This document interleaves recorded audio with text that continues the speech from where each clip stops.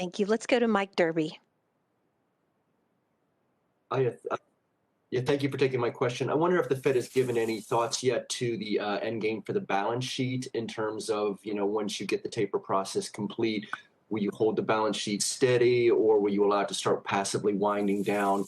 And then in a related question, do you have any greater insight into what Fed bond buying actually does for the economy in terms of its economic impact?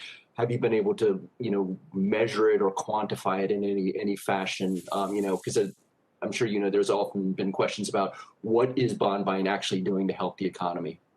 Sure. So in terms of the balance sheet, those questions that you mentioned, we haven't gone back to them. Now that we've tapered, I expect that that's exactly what we'll do in coming meetings, and we'll do it in an orderly fashion. And we'll talk about reinvestment and all those things. And we don't have to make decisions on those yet. But typically when we're doing a new subject like that, we'll have a series of briefings and discussions. And that's what we will now begin to do. In terms of the effect of asset purchases on the economy, so there's a tremendous amount of research and scholarship on this, and you can you can find different people coming out with different views. But I would say the most mainstream view would be that you're at the effective lower bound. So how do you affect longer-term rates? There are two ways. One, so you can't lower rates. Let's say you can't lower rates any further, hypothetically.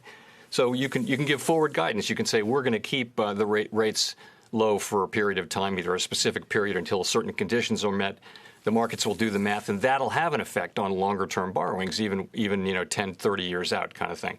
So that's one thing. The other thing you can do is you just go buy those securities, buy longer-term securities. That will drive down longer-term rates and hold them lower. And rates right across the rate spectrum matter for borrowers. So lower rates encourage more borrowing, encourage more economic activity. People that you can service your debt, you have more free cash flow.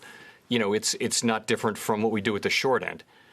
So that was discussed long before anybody did it. That was, I think, Milton Friedman said that was what you could do if you were pinned at the lower bound many years ago. So anyway, that's how it's supposed to work. And it's quite hard to be precise about these things because you only have one economy and you can't run two different economies right next to each other and do a scientific experiment. But most of the findings are that it does support economic activity in the way that you would expect, which is to say, at the margin, more economic activity with lower rates, which is why we do what we do. More accommodative financial conditions lead to more economic activity over time with a lag. So I think that's the main finding I would say on QE.